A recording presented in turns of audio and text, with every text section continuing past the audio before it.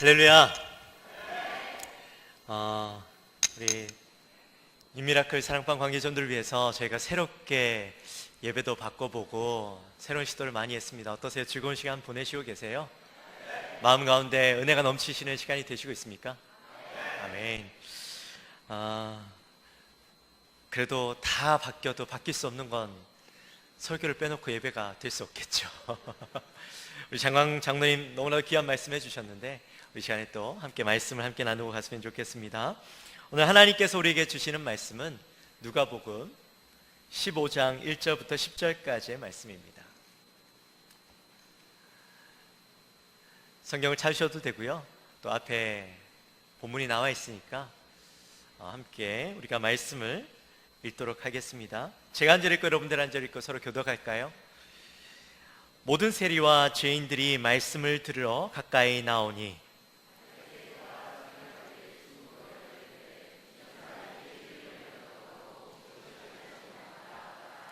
예수께서 그들에게 이 비유로 이르시되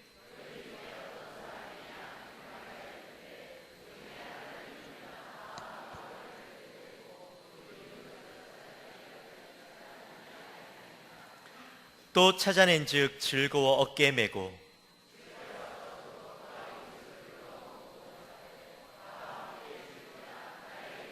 찾아내었노라 하리라. 내가 너희에게 이르노니 이와 같이 죄인 한 사람이 회개하면 하늘에서는 회개할 것이 없는 의인 99으로 말미암아 기뻐하는 것보다 더 하리라.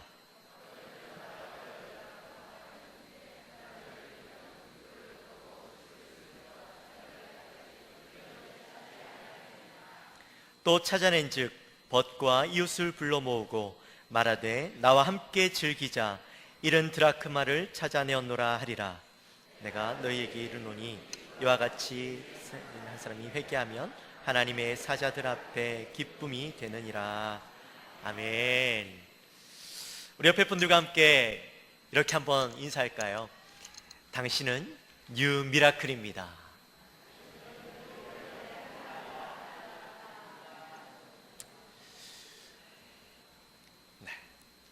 여러분, 혹시 소중한 것을 잃어버리신 적 있으십니까? 잃어버린 기억들 혹시 있으십니까? 누구나 한 번쯤은 휴대폰을 잃어버리거나 지갑을 잃어버리신 기억들이 있으실 거예요.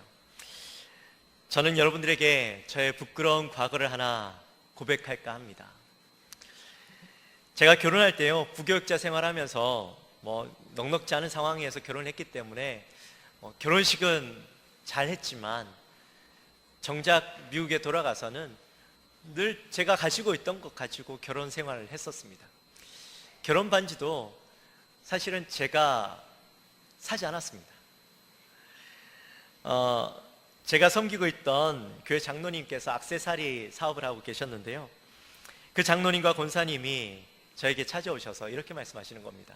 미국 사람들은 약혼할 때는 좋은 반지를 하지만 결혼할 때는 좋은 반지 하지 않고 그냥 커플링으로 간단하게 한다고 말씀하시면서 장로님께서 하시는 그 사업을 하시면서 만드는 그 반지로 미국 사람들 많이 하니까 혹시 관심 있으면 이야기하라고 그렇게 말씀하시더라고요. 그래서 처음에는 그 말씀을 듣고 야, 은도 아니고 금도 아니고 이 텅스텐으로 만든 이 반지를 한다라는 것이 좀 제게는 어색했습니다. 야, 이런 걸 가지고 결혼 반지를 해도 될까? 라는 생각이 들더라고요. 그래서 근데 또 한편으로는 장로님하고 권사님께서 그래도 생각해 주셔서 본인이 하시는 사업 가운데 미국 사람들도 많이 하니까 이거 한번 해보시라고 권면해 주시고 그 말씀을 듣는데 한편으로는 거기에 또 마음이 쏠리기도 하더라고요. 더 중요한 건 결혼 반지를 하려면 뭐가 필요합니까?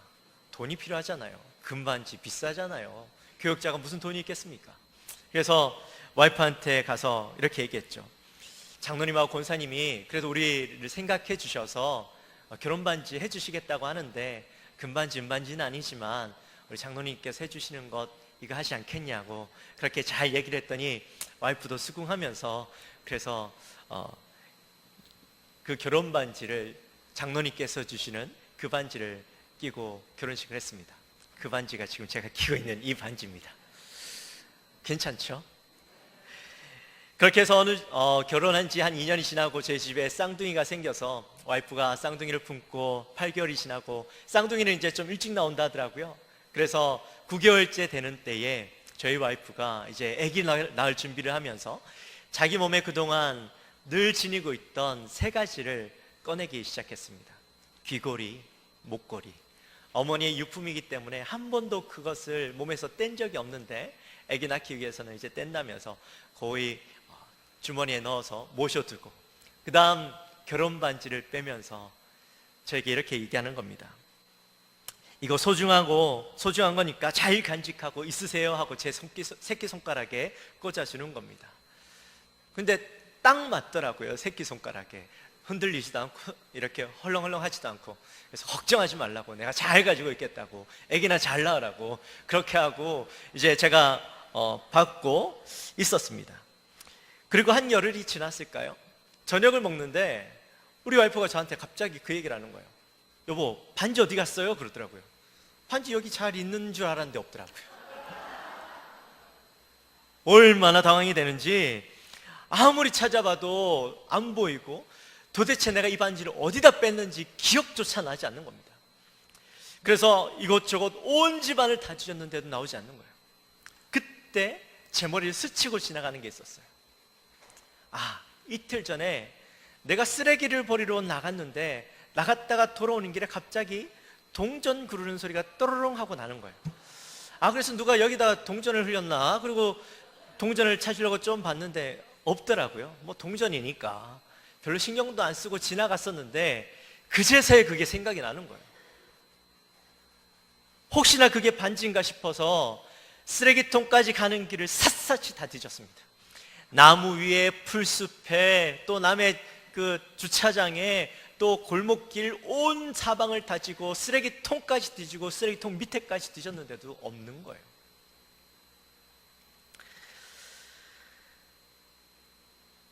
할 수 없어서 권사님께 찾아가서, 권사님, 여차여차해서 이렇게 됐는데 혹시 반지 새로 혹시 할 수 없을까요? 그렇게 말씀드렸더니 권사님 2년이 지나서 이제는 그 디자인이 다 들어가고 반지 만드는 방식도 다 바뀌어서 이제 그 반지를 만들 수가 없어요 그러시더라고요.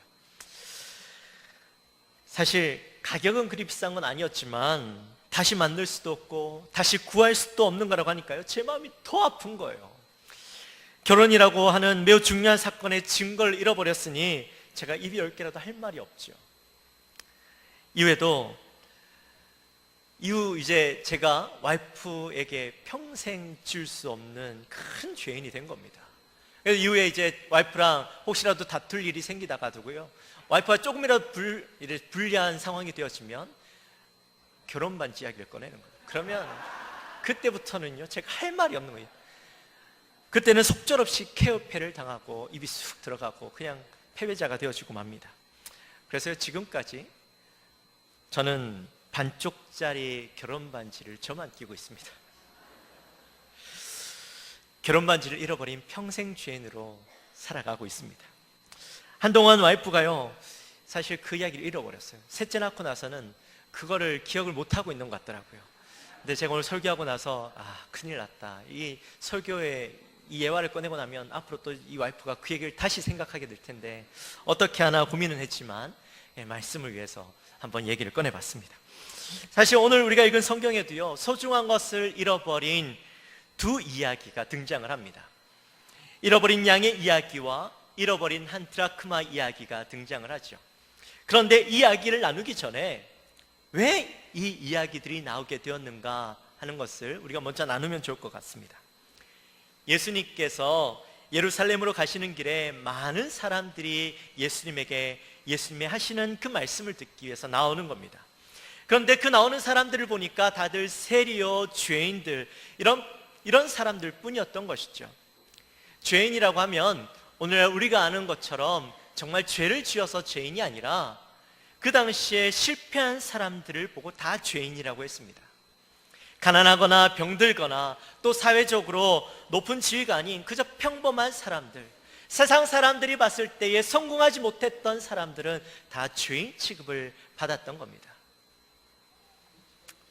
그런데 이들을 향해서 죄인이라고 부르게 된 이유가 뭐냐면, 바리새인들과 서기관들이 볼 때에 별 볼 일 없는 사람들이었기 때문이에요.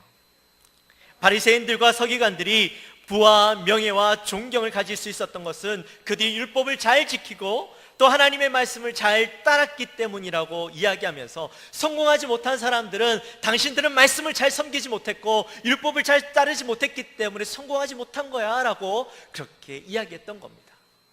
그러니 이 사람들은요, 평범한 사람들이었음에도 불구하고 상대적으로 스스로 죄인 취급받았던 것이죠.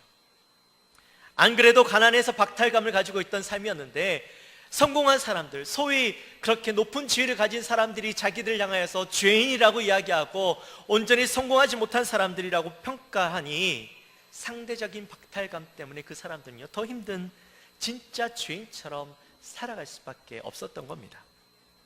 그런데 어느 날 이 예수님이 나타나셔서 그들을 맞아주시고 또 사랑해 주시고 위로해 주시는 겁니다.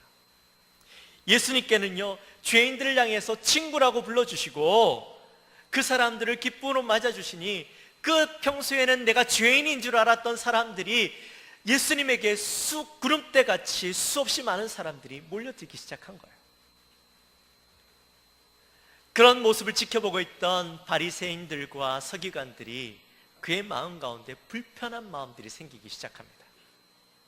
어느 정도 예수님을 바라보니까 율법에 대한 지식도 있는 것 같고, 또 그 행위도 남들이 봤을 때 그럴듯해 보이고, 또 사람을 끄는 지혜도 능력도 있어 보이니까 우리와 함께 지내면 그래도 좀 사람들에게 인정받고 존경도 받고 우리가 좋은 대우해 줄 텐데, 이 소위 높은 사람들이 아니라 천한 사람들, 죄인들과 함께 하니까 이 예수님도 그저 똑같이 그들처럼 대하고 비난하고 업신여기기 시작했던 겁니다. 그러나 예수님의 입장에서는요, 그것이 너무나도 당연한 일이었죠.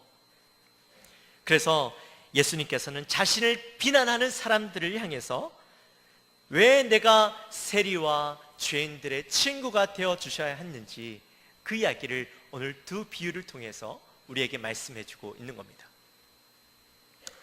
어느 목자에게 양 100마리가 있었습니다. 이 목자에게는요, 양 한 마리 한 마리가 너무나도 소중했습니다. 그래서 마치 자기 자식처럼 그 양들에게 이름을 하나씩 하나씩 다 지어주고 그 이름을 불러가면서 그 양들을 길렀습니다. 마치 부모들이 자식이 아무리 많다고 할지라도 그 자식들을 대할 때 숫자로 대하지 않잖아요. 그 이름을 불러가면서 너무나도 소중하고 존귀한 존재로 아이들을 대하는 것처럼 이 목자에게도 그랬습니다. 양들에게는요, 그저 숫자가 아니었어요. 자식이었어요. 가족이었습니다. 그런데 어느 날 양들을 돌보던 중에 양 한 마리가 없어진 것을 발견합니다. 그때 목자는요, 이렇게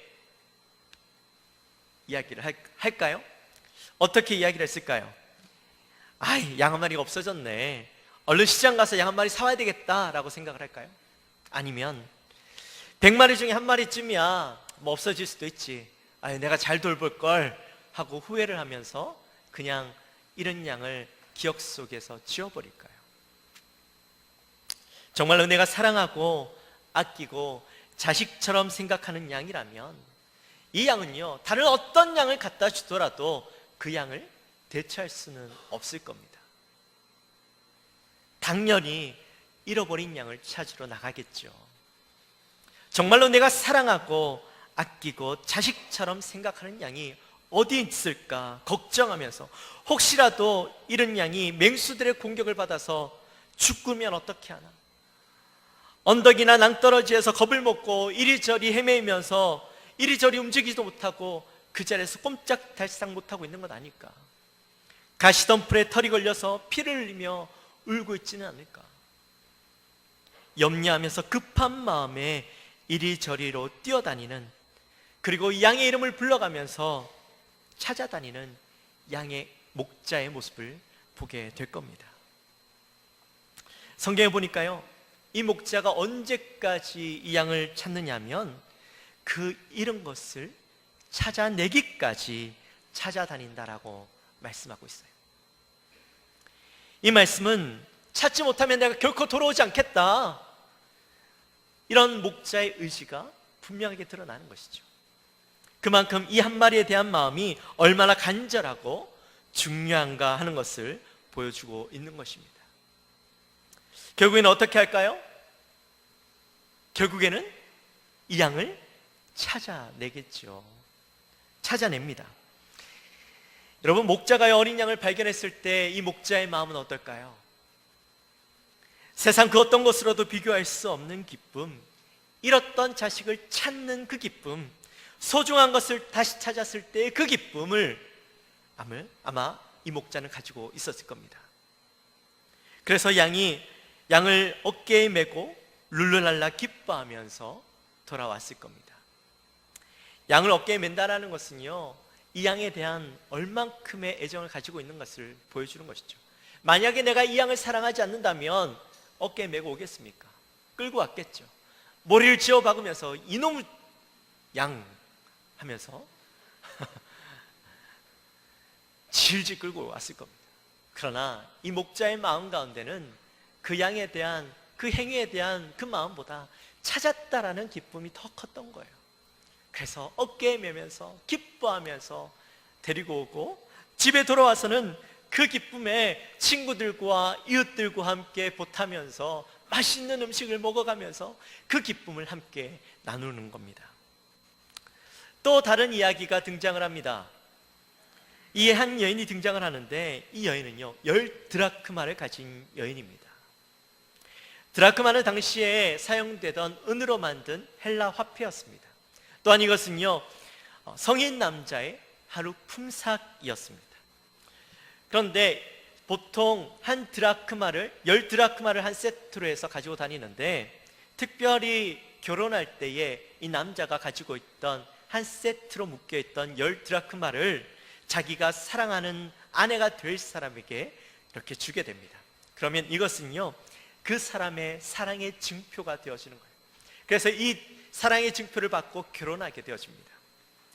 그래서 여인들에게는요 10드라크마 한 세트로 된 그 10드라크마가 얼마나 중요한 것인지 몰라요. 금전적인 가치로는 환산할 수 없을 만큼 가장 소중하고 아끼는 물건이 바로 이것이죠. 이것이 얼마나 소중했는지 이 여인들은요 머리에 장식품으로 연결해서 늘 꽂아서 몸에 달고 다녔습니다. 그리고 그 중에 하나라도 잃어버릴 경우에는 그 온전한 가치를 발휘하지 못하고, 또한 남편에 대한 불경으로 바라봤기 때문에 이혼할 수 있는 근거도 되었던 거죠. 그래서 여인들은요 절대 자신의 몸에서 이것을 떨어뜨리지 않았습니다. 그런데 이 여인이요 집에서 청소를 하다 그랬던 것 같아요. 갑자기 고리가 끊기면서 이 드라크마가 온 사방에 흩어졌는데 9개는 찾았는데 드라크마 1개를 찾지 못한 거예요. 여러분, 이 여인이 어떻게 하겠습니까? 아마 온 집안을 샅샅이 뒤져서라도 이 한 드라크마를 찾으려고 하겠죠. 이 여인은요 한 드라크마를 찾기 위해서 빗자루로 온 집안 구석구석을 쓸기 시작합니다. 오늘날에야 집들이 다 장판이 깔리고 마루가 깔려 있어서 먼지가 날리지 않지만, 이 시대에는 마루가 그저 흙바닥이었어요. 그러니 빗자루로 열심히 쓸어봐야 뭐가 날리겠어요? 먼지만 날리죠. 모래바람만 날리죠. 또 집안에는 창문이 없어서 햇빛도 잘 보기 힘들어요.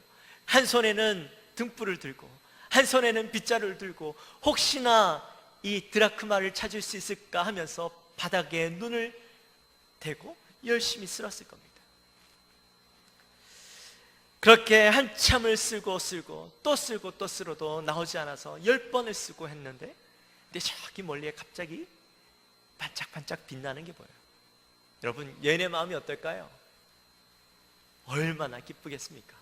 당장 달려가서 그 빛나는 것을 후 털고 봤더니 뭐예요? 한 드라크마, 잃어버린 한 드라크마인 겁니다. 얼마나 기쁜지 이 한 드라크마 때문에 마음을 졸이고 고생했던 것들을 찾아내므로 그 모든 것을 잃어버리면서 기뻐하고 뛰는 여인들의 모습을 볼 수가 있을 겁니다. 그리고 그 찾은 기쁨을 친구들과 또 이웃들과 함께 맛있는 것을 먹어가면서 그 찾은 기쁨을 함께 나누지요. 사랑하는 성도 여러분, 예수님께서 왜 이 비유의 말씀을 하셨을까요? 예수님을 향해서 비난하는 바리새인들과 서기관들에게 왜 자신이 가난한 자와 세리들과 죄인들의 친구가 되어주시고 그들과 함께 해야 하는지를 말씀해 주신 것입니다. 예수님은요, 의인 99명보다 죄인 한 사람, 잃어버린 한 사람, 잃어버린 한 영혼, 마치 잃어버린 한 마리의 양을 찾아서 길을 떠난 목자처럼, 잃어버린 한 드라크마를 찾기 위해서 온 집안을 뒤지는 이 여인처럼 사랑하고 소중한 잃어버린 한 사람을 찾기 위해서 그렇게 그들에게 다가가신 거였습니다. 잃어버린 한 영혼이 하나님께 돌아올 때에 얼마나 하나님이 기뻐하시는지를 보여주고 싶었던 것이죠. 2000년이 지난 지금도 하나님은 그 잃어버린 한 사람, 너무나도 사랑하고 소중한 그 한 명을 찾기 위해서 얼마나 애타게 부르짖고 찾고 계신지 모릅니다. 하나님이 그렇게 간절하게 찾으시고 사랑하시는 한 사람이 여러분 누굴까요? 바로 오늘 초청받아 오신 여러분들이십니다. 여러분들을 하나님이요 얼마나 찾고 기다리셨는지 모릅니다. 주님이 그렇게 기다리고 기다리시던 여러분 한 사람 때문에 저희 교회가요 지난 4개월 동안 열심히 여러분들을 모시고 찾기 위해서 준비하고 노력하고 수많은 사람들의 헌신과 기도가 있었던 겁니다. 드디어 오늘 양을 찾은 목자처럼 또 한 드라크마를 찾은 여인처럼 이곳에 오신 여러분들로 인해서 저희들은 얼마나 행복한지 모릅니다. 저희들도 이렇게 행복한데 하나님은 얼마나 행복해 하실까요? 여러분이 오신 것으로도 저희도 너무 기뻐서 이 평상시와는 다르게 축제의 날로 오늘 이 시간 여러분들과 함께 보내려고 합니다. 저희도 축제를 보내지만 천국에서는 아마 천국 잔치가 열렸을 겁니다. 사랑하는 성도 여러분, 여러분 그것 아십니까? 주님은 여러분을 너무나도 사랑하십니다. 너무나도 사랑하셔서 그렇게 여러분의 이름을 애타게 부르짖고 찾고 또 찾으시던, 찾을 때까지 여러분들의 마음을 두드리시던 주님이십니다. 이제는요 여러분들의 마음을 여시고 무엇 때문에 여러분들을 그렇게 애타게 찾으셨는지, 또 자신의 아들 독생자를 십자가에 못 박아 죽게 하실 만큼 여러분을 사랑하셔야만 했는지, 찾을 때까지 찾으셔야만 했는지, 그 하나님의 사랑이 무엇인지 꼭 깨닫게 되셨으면 좋겠습니다. 하나님을 만나게 되시기를 주님의 이름으로 축원합니다. 여러분은요 우리 모두에게 기쁨을 주는, 또한 하나님을 웃게 만드시는 그 한 사람이십니다. 오늘 이 시간 여러분을 진심으로 축하하고 환영하고 여러분들의 마음 가운데 예수 그리스도의 그 사랑이 가슴 가운데 새겨질 수 있게 되기를 주님의 이름으로 축원합니다. 기도하겠습니다. 하나님 감사합니다. 오늘 저희 교회가 지난 4개월 동안 하나님께서 찾으시는 그 한 사람을 찾기 위해서 열심으로 기도하고 준비하고 드디어 귀한 날 우리가 그분들을 모시고 함께 축제 예배를 드립니다. 한 드라크마를 잃어버린 여인처럼, 또 잃어버린 한 양을 찾은 그 목자의 마음처럼 우리의 마음 가운데도 우리 그분들을 모시고 예배하는 것이 얼마나 기쁨인데 주님의 마음 가운데는 얼마나 더 큰 기쁨이 있으시겠습니까? 이 시간 우리가 이분들을 초청하며 그리스도의 사랑으로 저들을 섬기며 나아갈 때에 그들의 마음 가운데 예수 그리스도의 복음이 심겨지게 하시고 참 기쁨이 누려지고 이 사람들이 무엇 때문에 나를 기뻐하는가, 무엇 때문에 주님은 나를 찾으셨을까 깨닫고 나를 사랑하셨는가를 깨닫는 귀한 저들의 삶이 되게 하여 주옵소서. 그들의 발걸음이 오늘로 끝나는 것이 아니라 날마다 이곳에 함께함으로 그들의 마음 가운데 참된 기쁨을 누리고 내가 만난 하나님, 내가 만난 예수님을 우리 이들도 만날 수 있도록 저들의 마음을 주장하여 주옵소서. 이제 첫 시작입니다. 우리가 주님을 만나는 첫 시작인데 하나님, 그 깊이 만날 때까지 저들의 마음을 주장하여 주옵소서. 감사합니다. 예수님의 이름으로 기도합나이다.